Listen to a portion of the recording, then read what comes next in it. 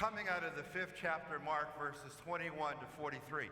In those 23 verses, Jesus performs 2 separate miracles.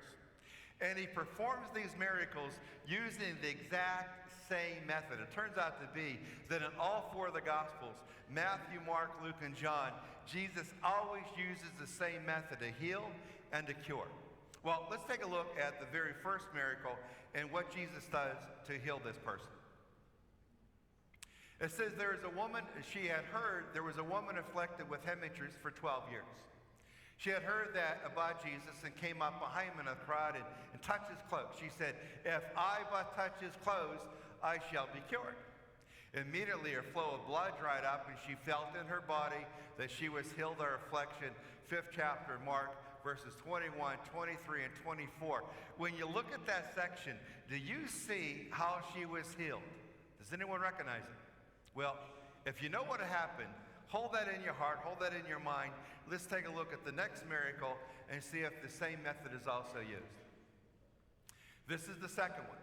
One of the synagogue officials, named Jairus, came forward. Seeing Jesus, he fell at his feet and pleaded, "My daughter is at the point of death. Please come, lay your hands on her so that she may get well and live." And Jesus took the child by the hand and said to her, "Talitha koum," which means, "Little girl, I say to you, arise." The girl, a child of 12, arose immediately and walked around. 5th chapter, Matthew again, this time verse 22, 39, and 42. So in the very first one, and in this particular miracle, the same method is used. And what was that method? Touch, the method of touch.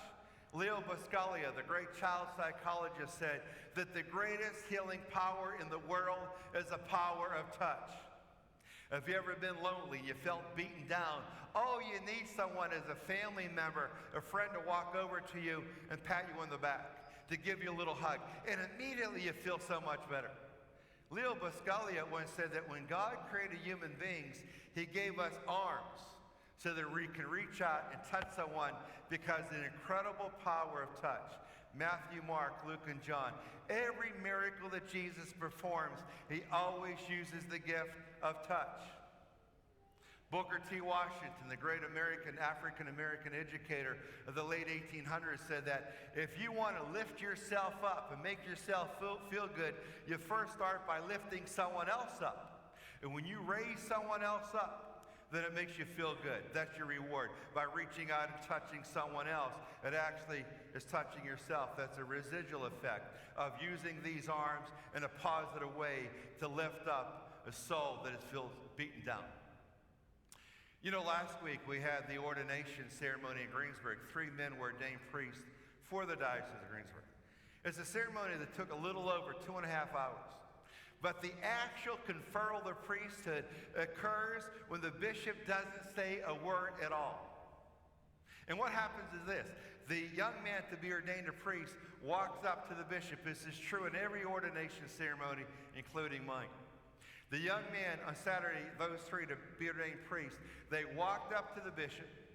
They knelt right before the bishop, and without saying a word, already about an hour and a half into the ceremony, without saying a word, the bishop reaches out with his hands, and he places his hands on the head of the man to be ordained, and he holds those hands on his head for about a minute, and when he takes his hands off, the conferral of priesthood has occurred. That's when the man is ordained a priest. And when he stands up, he's father at that point forward. The conferral of priesthood by laying on of hands. That's the difference maker. Our hands, to use them in a wise fashion, in a right way, to allow ourselves to be touched by each other. You know, when families are estranged from each other, unfortunately, in today's society, there are a lot of families that they are estranged. They just don't have that tight bond. They don't coalesce with each other. There's always one that seems to be left out of the family loop. And when families are estranged from each other, it's not because they're in touch with each other. They're out of touch with each other. They're no longer communicating, no longer touching each other. The gift of touch. So that's the whole meaning of today's gospel reading. To allow yourself to be touched by, well, let's watch this video, and it'll help us to understand what difference is made in our lives when we allow Jesus to touch us in a special way.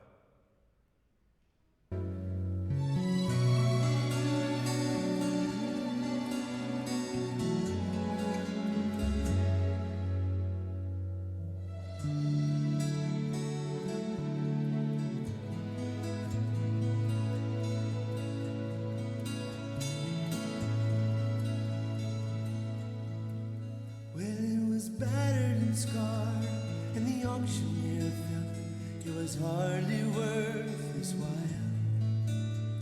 to waste much time on the old violin, but he held it up with a smile. Well, it sure ain't much, but it's all we got left. I guess we ought to sell it too. Oh, now who'll start the bid on this old violin? Just one more and we'll be through. And then he cried, one, give me $1. Who'll make it two? Only $2. Who'll make it three? $3 twice, now that's a good price. Now who's gonna bid for me? Raise up your hand now, don't wait any longer. The auction's about to end. Who's got four, just $1 more to bid on this old violin?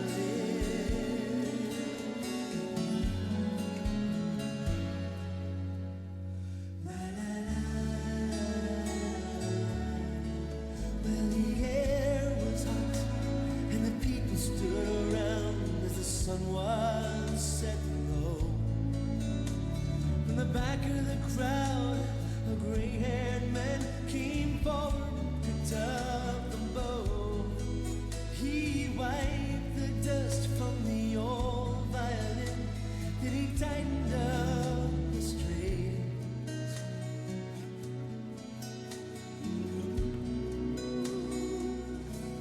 And then he played out a melody pure and sweet, sweeter than the angels sing.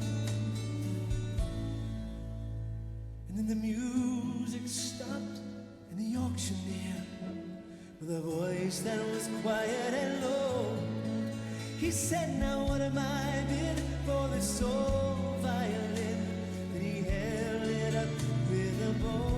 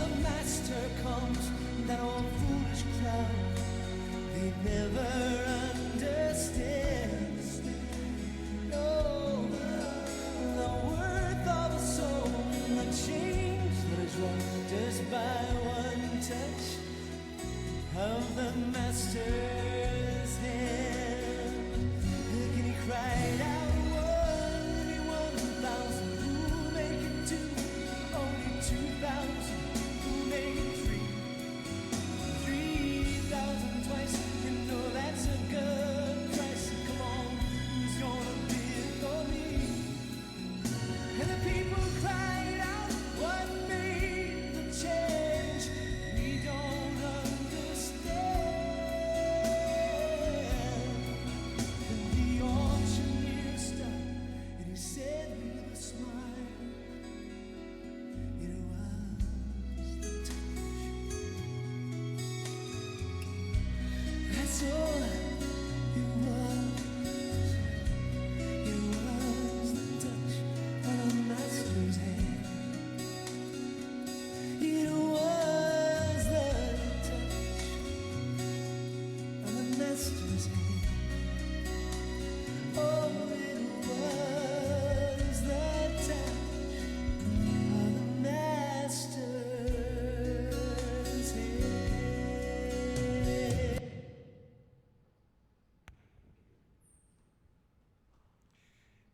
tonight you feel lonely, beat, abused, forgotten, depressed, discouraged, you say to yourself, I need healed, and I am lost. You must allow yourself to be touched by the Master's hand. Jesus Christ is the difference maker. Jesus Christ will always make a difference in your life. In today's gospel reading, twice Jesus healed by touch. In all four of the gospels, every time Jesus heals, he always does it by touch. You have to make sure that you are in his presence and you stay there long enough and not rush and run and try to find some other source of healing. Just come to Christ and allow him to touch you. That is the only way that he can heal you. If you feel abandoned, and you wonder, does anyone even know I'm alive? And if I died, would anyone even shed a tear? How many people feel that way? That man looked out over that bridge as the cars were passing under it. And what was going on in his mind, he probably thought to himself, until the hand was placed on his shoulder, he probably said to himself, my answer is on the other side of this bridge, at the pavement below. But the change was the touch on his shoulder, the touch of the Master's hand. Allow Christ to touch you. He's the difference maker. And if you need healed, he can heal you. The touch of the Master's hand.